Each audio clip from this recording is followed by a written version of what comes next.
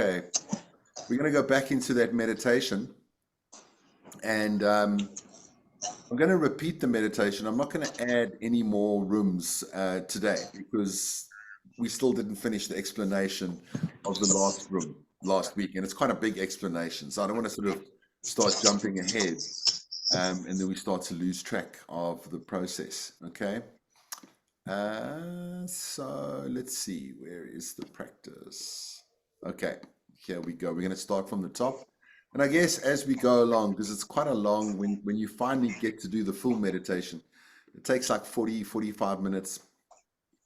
So I'm going to start breaking it up into pieces. So probably next week we'll just start from, a different place. Okay. All right. If I can ask you to mute for a little bit, Catherine, as we go through this meditation. Thank you. Sure. Okay, super.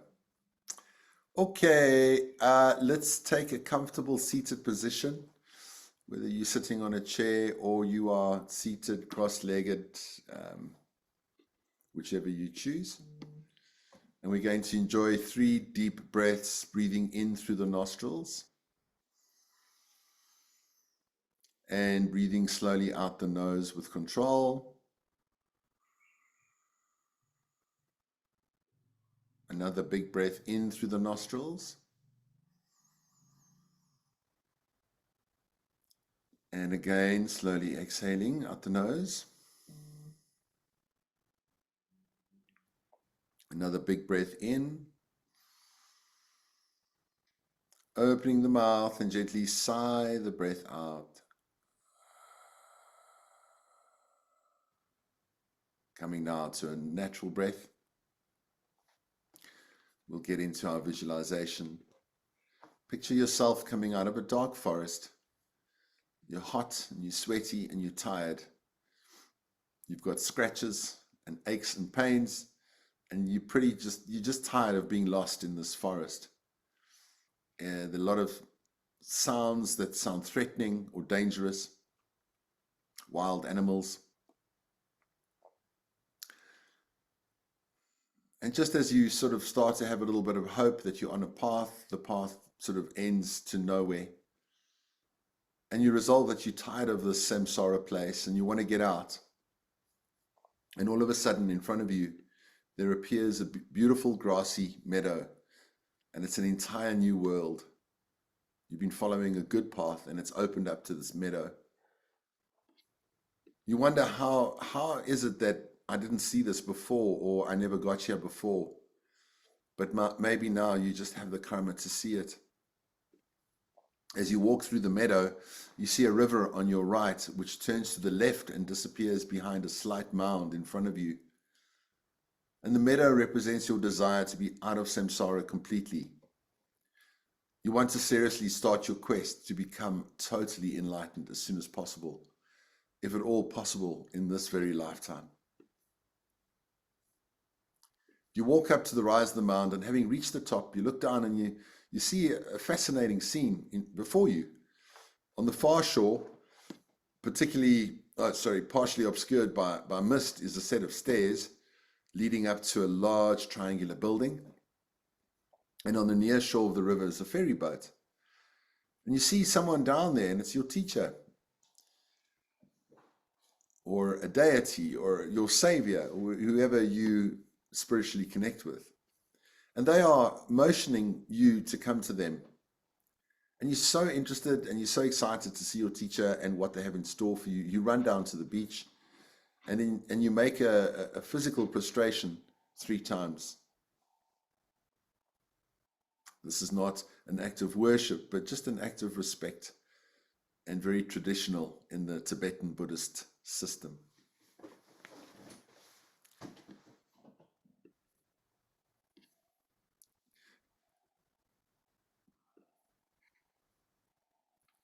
Your teacher says it's time to begin your journey, and you both get in the boat, and it glides by itself across the river. And as it does, you think about all the good things that have happened in your life and that have prepared you for this special opportunity.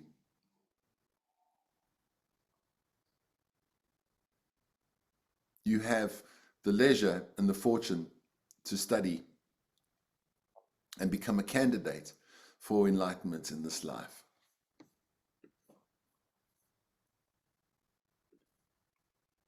It's amazing how the ferry just seems to glide across the river.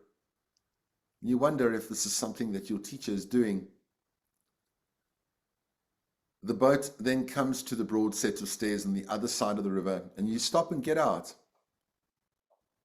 Both of you. Your teacher guides you up the stairs to a triangular-shaped building with a set of ornate midnight blue double doors at the apex of the triangle to your right. They gesture you to open the doors, and they're big double doors with brass inlaid designs, and these designs depict the lamb rim, the path. You open the door for your teacher and step in after them into a triangular room. Immediately to your left is what appears to be a coffin. In the far left corner of the triangle is a fire pit with a small fire burning brightly. And to your right, in the remaining corner, is a red robe draped across a couch. You walk up to the coffin and you look down through the glass lid and you see that you are the corpse in the coffin.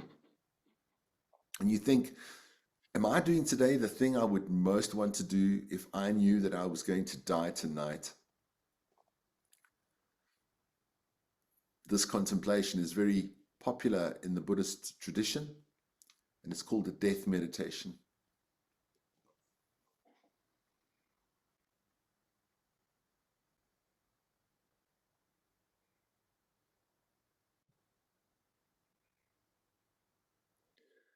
There are some dead insects, spiders, scorpions, centipedes, ugly bugs, dead bugs, scary stuff in the pile on the corpse's right side. And on the left are beautiful gemstones, rubies, and sapphires. The dead bugs are your negative karma. And before you die, you want to get rid of them. So you open the lid and you scoop up the bugs and walk over to the left corner of the room where there's a small fire blazing. You make a commitment to not do these deeds again. You do the 4 powers of purification. I have regret for the negative things I've done. I will try not to do them again by refusing to do them again as best I can. I take refuge in the process that I can purify my karma. And the remedy, what remedy can I apply? And in this instance, it is a meditation where you throw the dead bugs into the fire, purifying your negative energy and karma and all the scary stuff. You are purifying all your bad deeds so that you can begin your path, the Lam Rim, the path to total enlightenment. But you realize purifying your past misdeeds is not enough. So you return to the coffin, you scoop up the gemstones, and you walk to the right side corner and stop alongside the cloak that's draped on the couch. And it's just a normal coat, or so it seems, until the jewels jump out of your hand and are absorbed onto the robe. You magically find the robe draped around you, protecting you. This cloak represents taking refuge, beginning your Buddhist studies, your introduction to the Dharma. With anticipation, you walk over to a stunning, vibrant blue door on the left side of the couch. The triangle room represents a lesser capacity practitioner, which means people that just want to get out of suffering in this life. You open the door and you follow your teacher into a corridor, and the door closes behind you. There's a window on the left side of the corridor, and you see overwhelming images of the suffering world, samsara. You feel as though you are escaping samsara and the sufferings of the world as you navigate your journey, but we cannot help but reflect on the pain that people go through. we think of the three sufferings, the suffering of suffering, which is just plain pain, the suffering of change, like that brand new laptop you got, and 2 months later, after your first update, it crashed the hard drive, and now it's just a piece of junk. The pervasive suffering, the fact that from the minute you are born, you begin to die. And additionally, you don't know what karma is going to ripen next. Because you don't know when you will die or which karma is going to ripen next. You think, I need to do something to make sure that my actions from now on, which will ripen in the next life or future lives, are the kind of deeds that I want to have ripen in the future. You come to the end of the corridor. You open another midnight blue door to the left and follow your teacher inside, and the door closes behind you. You're in a mirror room with a sunken floor. The walls are all mirrors. The opposite walls are perfectly parallel to each other. It's a 12-sided shape. And when you look at your reflection, it fades off into infinity. And this symbolizes your understanding that everything around you is a reflection of your deeds, good and bad. The infinity reflection reminds you that your past is your present and your present is your future. The ceiling and floors are mirrors as well, so every movement you make is instantly revealed and reflected back to you. You take 2 steps down to a sunken floor, and a magnificent collection of exquisite but fragile porcelain figurines are standing on top of narrow stands. And you carefully start to walk through the closed, spaced figurines, and the slightest nudge would cause them to drop and break. And these represent your vows. And this is an important tool on your path to freedom. So carefully you work your way across the floor, trying not to break any of the statues. Avoiding causing even the slightest harm to anyone or anything is the essence of your vows and morality. And keeping your vows is how you get out of samsara, the desire to not be reborn at all. You look back at the room and you notice that the refuge commitments and the 10 non-virtues, printed in bright gold lettering, are scrolling across the black wall, formed between the sunken floor and the main floor of the room.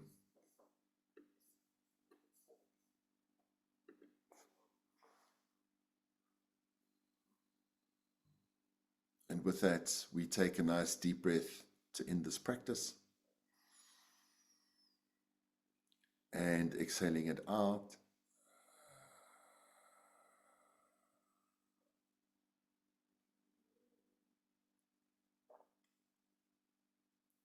Okay.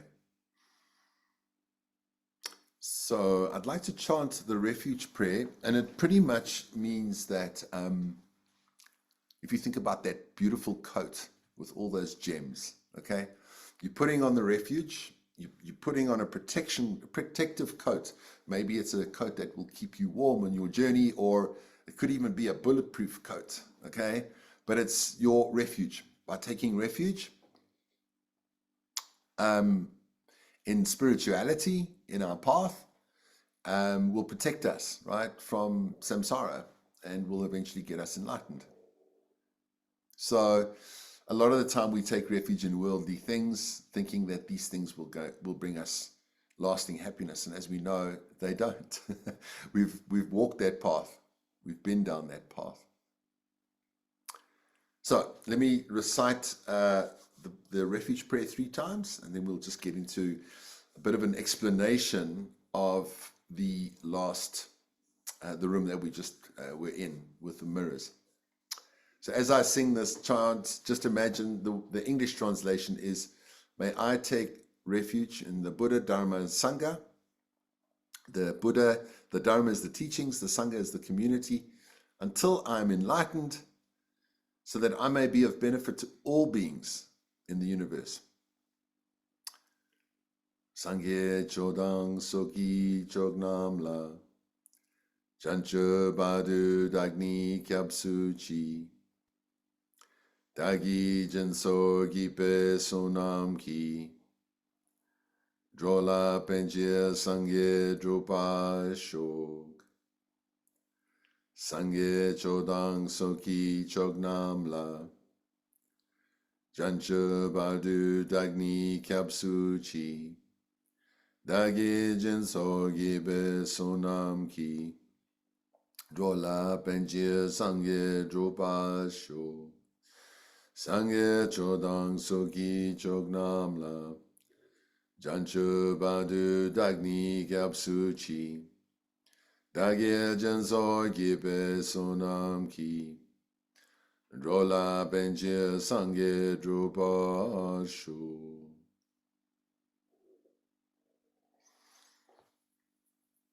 Okie dokie. Oh, looks like Catherine dropped off. I'm guessing her connection isn't great. I'll just keep a lookout. Okay, but we'll carry on. Oh wait, there she is. I'll admit her. I don't know, farm living, can't have good internet on farms, right? Farms and internet, they don't quite go together. No, um, not in my experience. Like these little rural towns. I mean, I've got this like need to travel through the country and carry on working, but like the thing that I'm concerned about is how good is the connection at these B&Bs and places that you travel to. So Maybe get a dongle. That might be worthwhile. yeah, I do have one, but it also isn't ideal because there's certain spots where it doesn't really work True. well. Yeah. Hey, Catherine, you back? Okay. Your face was just very still and peaceful, and then I realized that it was frozen. I thought you'd attained enlightenment, like deep samadhi. Yeah. So, let's see. I want to share my screen, and we're just gonna go through the layout of our journey once again. Okay, so right at the bottom, see the meadow isn't here, with the jungle or the forest that you were stuck in, and here you basically you move across the lake, and you get to the stairs where your teacher suggests that you walk up, and you open that door, and you go into that triangular room, and that's the room with the with your coffin and the insects and so on. And then you put your robe on, and then you move into the corridor, right, with the windows on either side. And here you're looking out on both sides, and you can see scenes of samsara, like people suffering from illness, people suffering from war, from aging, and loss, right? All sorts of things going on that you can see out here, almost like, yeah, really, really difficult things to look at. I mean, I just turn on the news, and I this could be, news channels on either side of the wall for me, right? And then you move into the room with 12 sides, and it's a mirror room, and it reminds you of, like, those lifts that you get in, and you can see your reflection sort of spread out like into infinity. It's actually quite cool when that happens. So the lesser scope, it's in blue. It means that practitioners are trying to get out of the suffering of this life. The yellow is practitioners that want to get out of samsara. Okay, that means this life and other lives. So that's the difference between the two. You do get Buddhists that don't believe in reincarnation. Okay, they practice Buddhism because they feel that it will make this life better, and that it will reduce their suffering, which it will, right? It will, obviously. But there's a lot of Buddhists that are atheist, and they don't believe in anything spiritual, really. They just think, oh, well, I'll just practice Buddhism for the sake of making myself happier. What a gorgeous cat. Oh, my word. I need to get me a cat, guys. This is not fair. Andrea, you got one. Yes, I agree. You must get one as well. I've got a monkey. Have you seen the monkey? Mm-mm. I'll get it for you.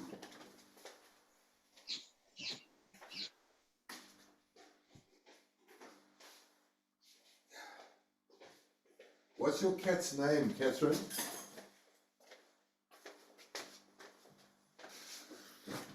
This monkey.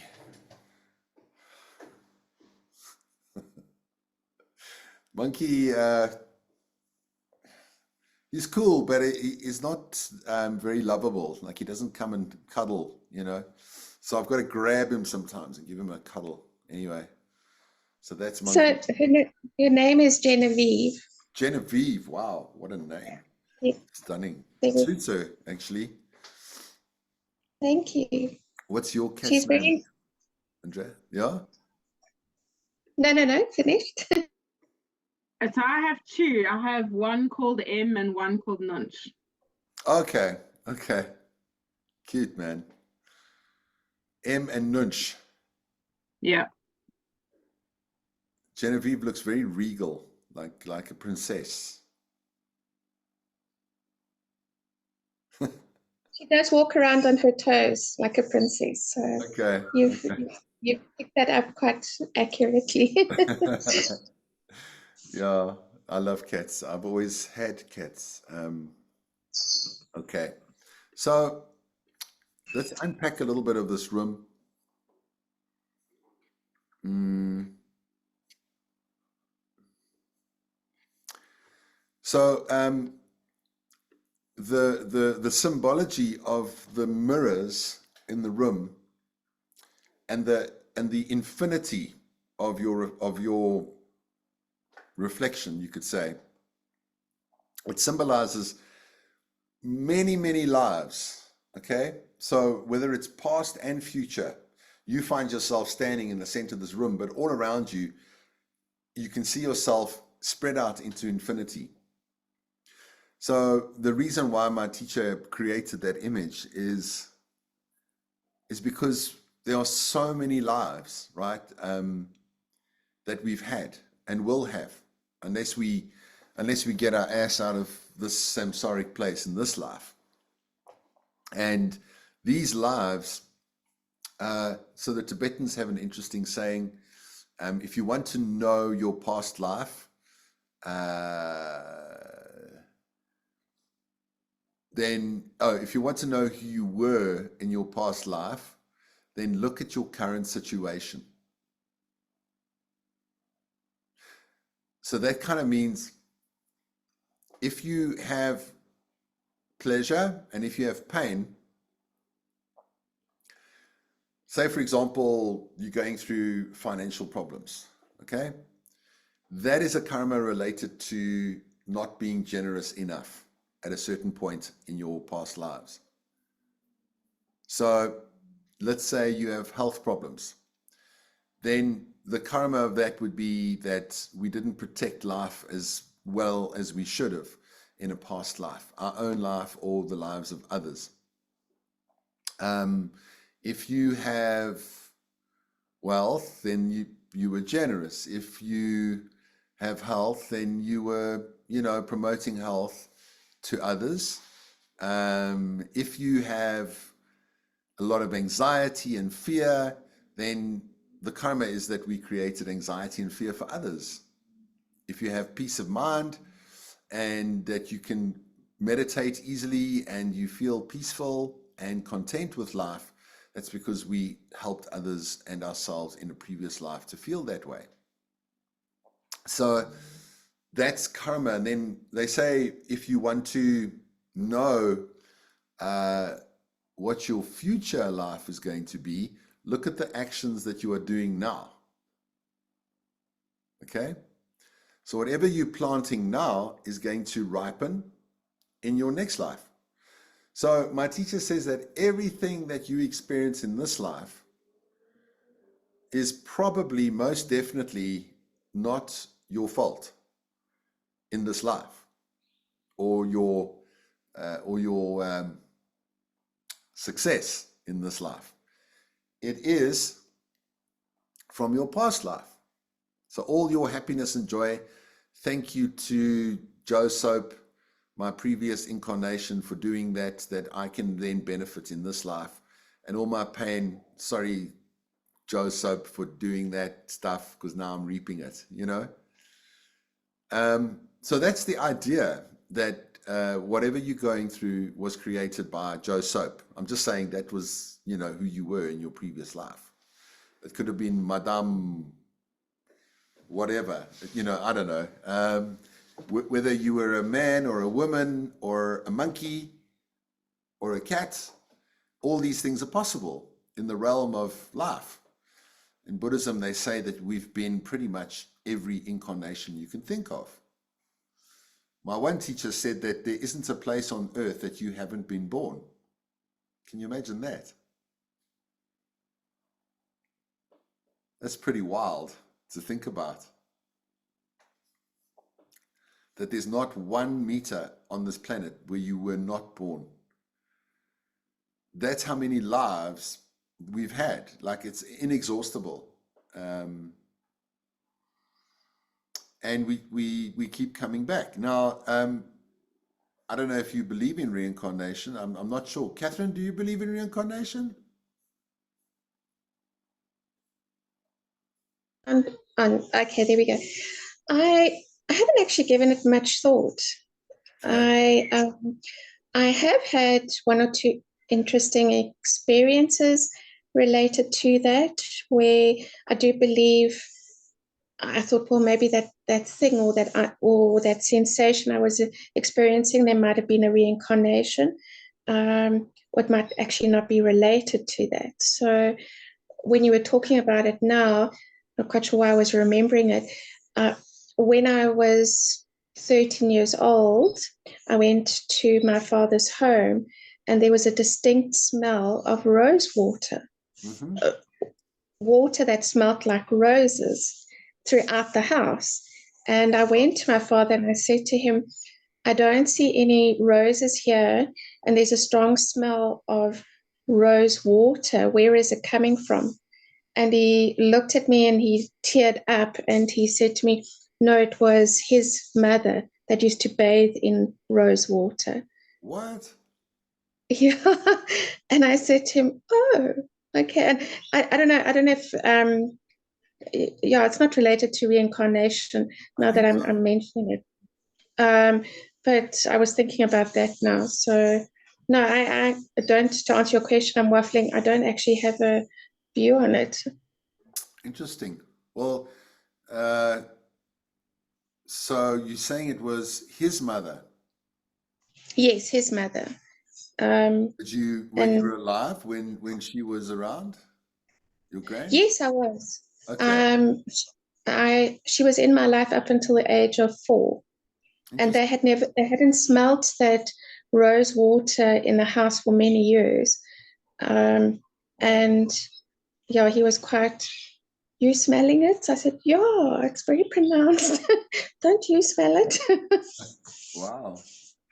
So yeah, I mean, it could be the spirit, it could be proof that your grandmother was around, or something like that, perhaps, that there is life after death. Or it could be something that you tap into in a psychic way beyond the physical. I mean, I don't know. What would your explanation be of that? um, I would go with what you've said now. It's not the first time I've had an incident like that, and yes, I think if we do experience stuff like that, then it's quite special. Someone's trying to connect with us in an extraordinary way and share something profound. Yeah, amazing. Like pay attention to your surroundings. With that Interestingly, example. yeah, I mean, it's interesting.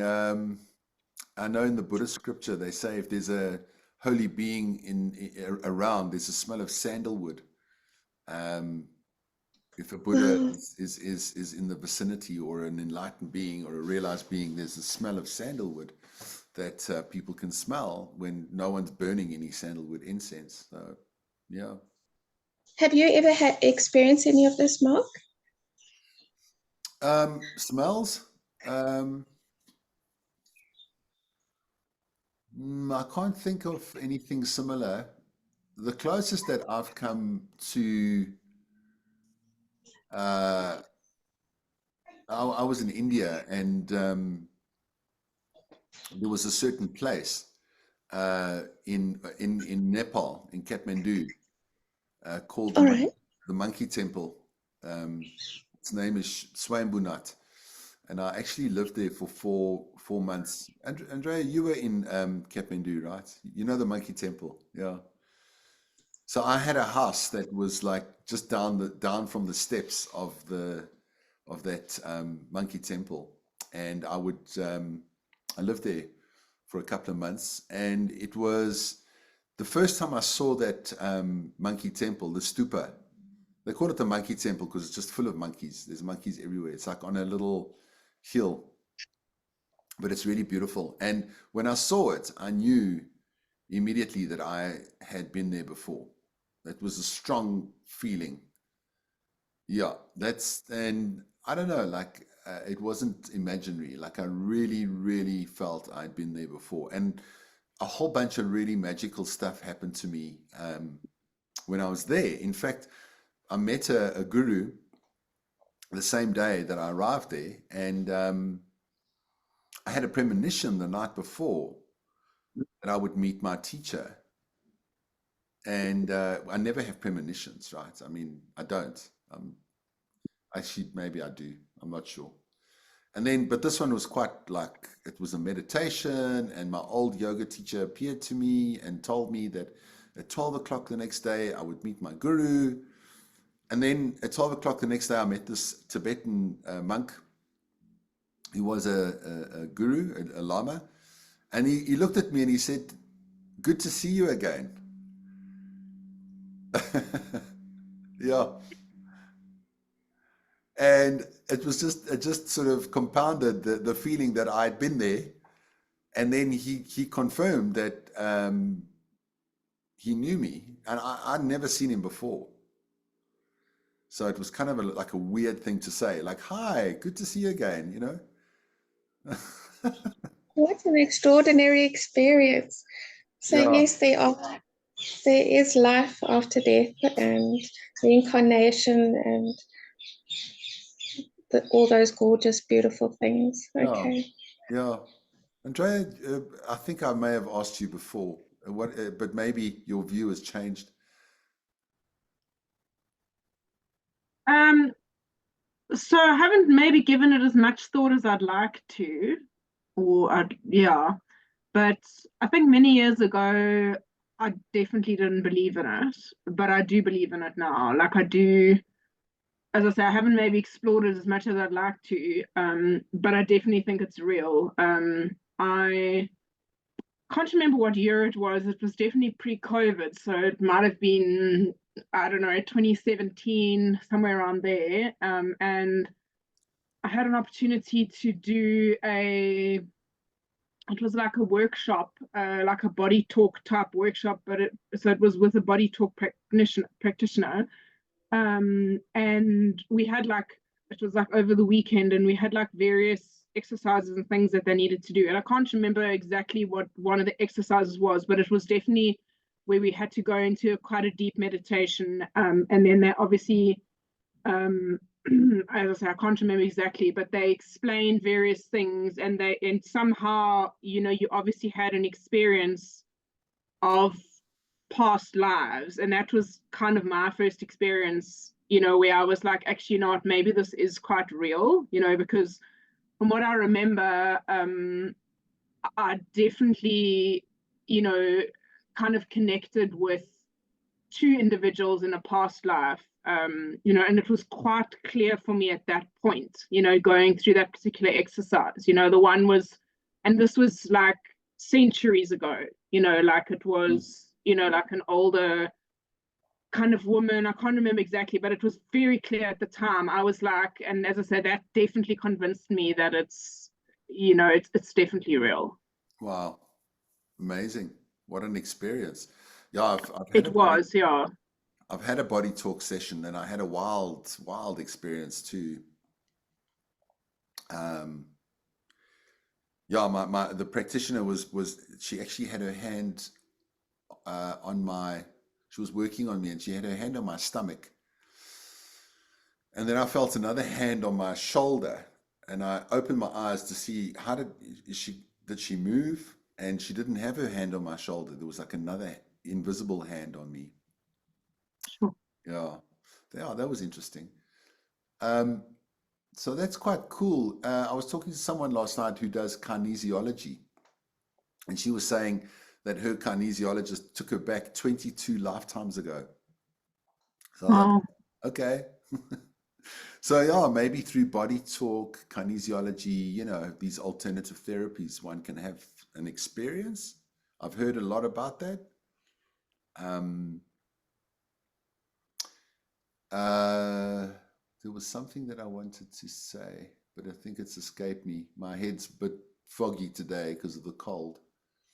Um, oh yes. If you are interested in Buddhism, for example, it means that you cultivated that interest in your past life. If you're interested in yoga, you walk past the yoga studio and you sign up to do a yoga class, and that's because you did yoga in your past life. Or so a lot of the things we gravitate towards in this life is because we kind of cultivated or started cultivating that previously. So there's no chance or accident that you meet people along the way or that you open up. My teacher calls it Bakchap Sempa, which is a Tibetan word which means your seed literally cracks open. Your karma goes when you see some Buddha statue and you go, I love this statue. I love the image of Buddha. And it's because of an ancient memory or meditation. So yeah, I think Andrea's heard this before, but I'm going to say it again. In terms of karma, there are other philosophies or theories about where the world comes from. So the idea of karma is that you, your life, your body, the people in your life, the place you're born, where you live, your health, everything, your thoughts, your mind, your experience of life, everything is as a result of seeds that you planted previously. And Jesus said it, right? The seeds you sow, so shall you reap. I feel frustrated in Christianity, though, because they really don't focus on that as their main solid base foundation. And I'll tell you why. In theistic religions, where they believe in a creator being, the idea is to pray to that being and say, oh Lord, won't you buy me a Mercedes Benz? My friends all drive Porsches. I must make amends. Work hard all my lifetime, from Janis Joplin. So you beg, right? You ask this creator being for good things. And that's pretty much, pray for miracles, pray for healing, pray, ask God to give you everything that you need or to do good things for others. Okay? But then Jesus said, but you've got to plant the seeds for that to happen. So what is it? Do we plant the seeds for it to happen, or do we pray to God for God to make it happen? Whose responsibility is it? Because those two ideas are a clash. It's a contradiction. This one is making a deal, and this one is doing it ourselves. So I'm going to talk about the three worldviews. Worldview number one is a lot of people believe that there is no life after death. There is no cause and effect. And that, he who dies with the most toys wins. And yeah, you can live your life the way you want to. And you can screw people over and there's no feeling of remorse, regret, because nothing's going to happen anyway. Who cares? There's no morality. Why should I keep my morality? Why should I look after other people? It's all just going to end, and I'm going to be worm food at the end of it all. So live it up. You know, try your best to accumulate as much money as you can and pleasure as you can, and that's it. And things happen because of good luck and bad luck. That's all. There's no reason or rhyme for why things happen, why you win the lottery, or why you have a car accident. It's just bad luck or good luck. Okay? That's the one worldview. We call it the materialistic worldview. The second worldview, and this existed long before Christianity or Hindu, Islam or any of these religions, is that there's a creator, and the Hindus also believe in this worldview, and that this creator created everything. So there was nothing, and then this creator being created everything. And that we are controlled by this creator. Okay? Even in the Bible, it says nothing happens without God wanting it to happen. And it was kind of weird. I was watching this thing on Moses, and it's this documentary, and it's really good. It's on Netflix, but it said, people were asking, but why did God allow the persecution of the Jewish people for 450 years as slaves to the Egyptians? Why did God allow that? Because it's all part of a plan, you know. And I struggle with that, you know. Why does God allow suffering in this world? I mean, it's like if you have a child and it's an 8-year-old or 9 years old, and you say, I'm going to drop you off in Hillbrow, here's $50 and good luck, find your way home, right? It's a test. Like, I would be arrested if I was that kind of father, right? They would take my son away from me. But yet, we believe that a loving God or a loving father is doing that to us. And it's okay. And it's not okay. Why would a loving parent allow us to suffer as a test that they created? So that doesn't sit well with me. You know, you look at the Middle East, the holy religions are warmongers, right? They're fighting, right? They're really at each other's throats, right? I mean, Iran is now threatening to bomb Israel, right? The holy people. So why would God allow all these things to happen? Okay? But I like what Jesus said, you know, you are planting the seeds, and you will sow and you reap. You will get what you sowed. You will reap what you sowed.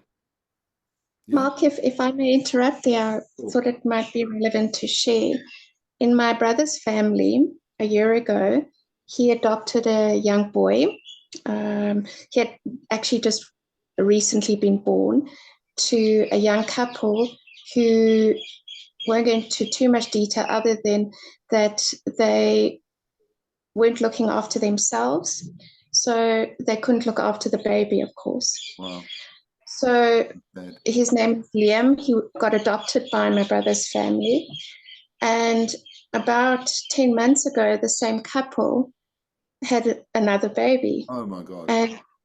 And we're still in the same situation as they were a year ago, and it had actually gotten worse. Wow.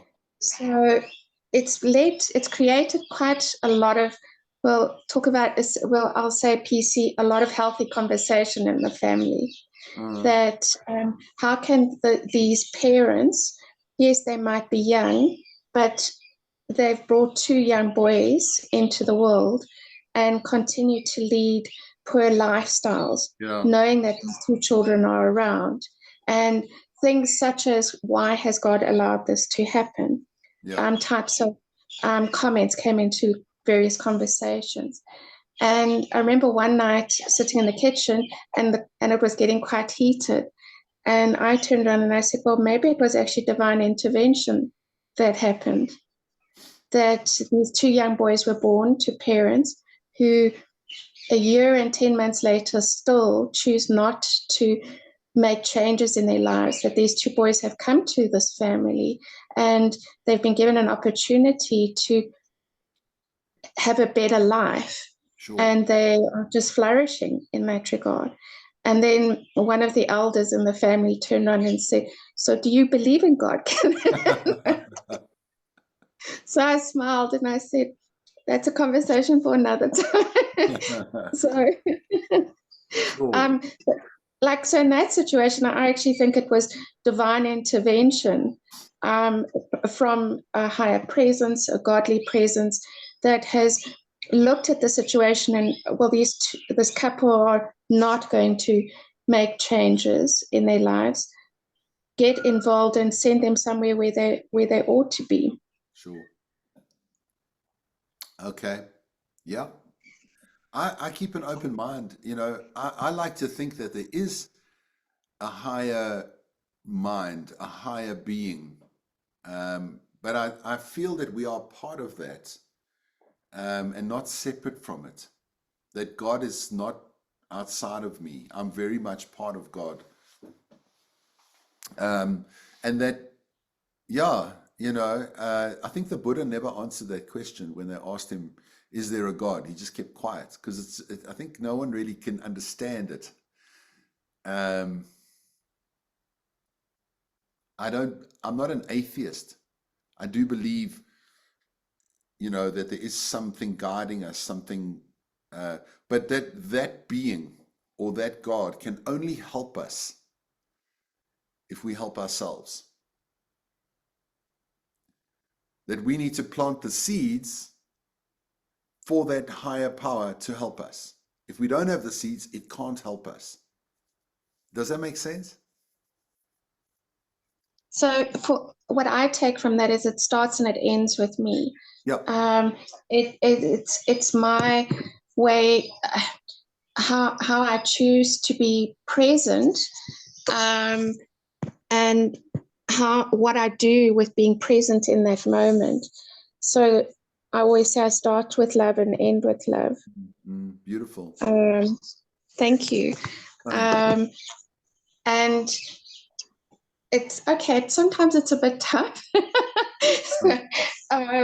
But when I find myself not feeling loving in that moment, I remind myself that that's my motto, and I go, okay, we'll go back to it just for a second and move on from there. Yeah. Yeah. And I guess that's it, Catherine. We have to be looking at our conduct. So in that room, hello, Kitty. In that room, you take vows. You decide, I'm going to stick to my vows. And the vows are basically what we call the 10 virtues. Protect life, honor property, don't hurt people sexually, honesty, bring people together with your speech, be gentle with your speech, be meaningful with your speech, be happy when people get stuff, don't be jealous, be compassionate and not hateful, and understand how things work in this reality. And those are the 10 things, what we call the 10 virtues, or the 10 non-virtues: killing, stealing, sexual misconduct, lying, slander, harsh speech, gossip, idle speech, jealousy, ill will, and ignorance. Those are the opposite of those 10. If we are practicing the positives, which is basic kindness and love, as you say, then we're planting the right seeds. But if we're cultivating the bugs, remember the bugs in the coffin, then we're going to reap that. Interestingly, we do make mistakes throughout the day, but it's how we recover. So to recognize that and feel regret, that's the 4 powers of purification. Oh, that was, I shouted at so-and-so. I regret this. I won't do it again. I take refuge in my higher self or a higher power, perhaps. and I will make remedy. I will apologize, or I will try and rectify that mistake or that situation, and then that gets purified. So it's a process. Buddhism is all about purifying and growing, right? Cleaning and growing. Yeah. So yeah, I hope, gosh, that family sound. Some people's lives are just disastrous, right? Very sad situations. Now, Um, can I add something to what you sure. guys were speaking about? So when Catherine just added earlier, what you said, that the higher being can only help us if we help ourselves. I completely agree with that as well. Like, I think, I've heard kind of in the last while that a lot of people often say, they'll kind of, it's like, I guess, maybe where some people are thinking, and they'll say, put it out into the universe, which I completely agree, like, definitely put it out into the universe. But then I always say, like, it needs to be followed with action. You can't just stick it out in there and expect something to happen. Like, you need to do something about it. You need to act. Yeah. You yourself need to do whatever it is, to ensure that you kind of follow through in terms of whatever you put out into the universe. That's just the way I look at it. 100%. 100%. In actual fact, a lot of people say that karma equals action. The word action. That's the translation. There's a scholastic. That would make sense. Yeah, Yeah. action. It's exactly that. We got to, it's action. Is it beneficial action or is it non-beneficial action?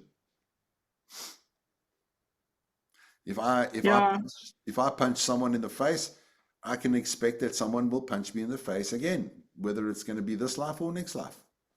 If I make someone happy and run them a hot bath, then I'm planting seeds for nice hot baths and that in the future. So, and as we enjoy the pleasurable things, that karma is running out. It's like your bank account. You've got to deposit into the account. You can't keep withdrawing because otherwise the bank account's going to run out.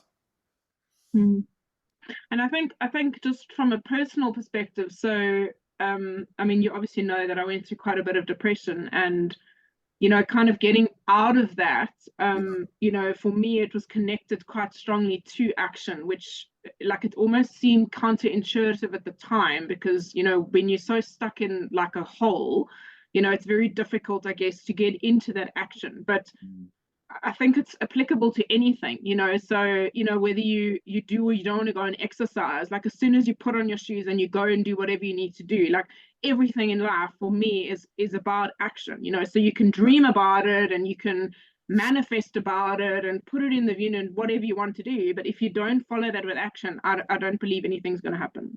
Absolutely. 100%.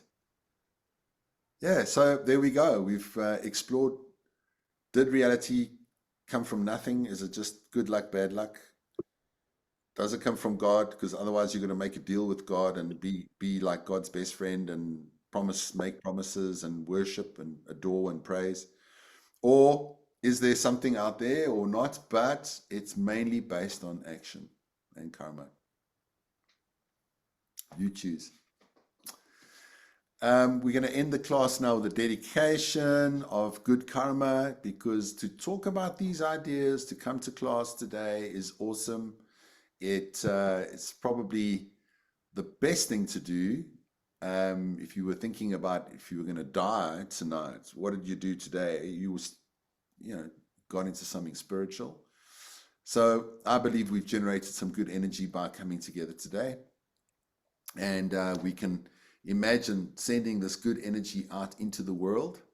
And the more that we share goodness, the more it comes to us, right? So we dedicate for this energy to feed us, to make us holy, to make us enlightened, so that we can be real benefit to other people.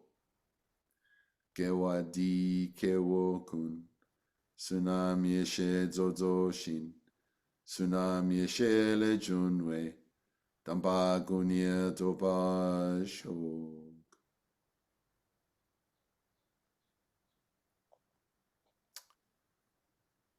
Great. Thank you so much for coming to class today.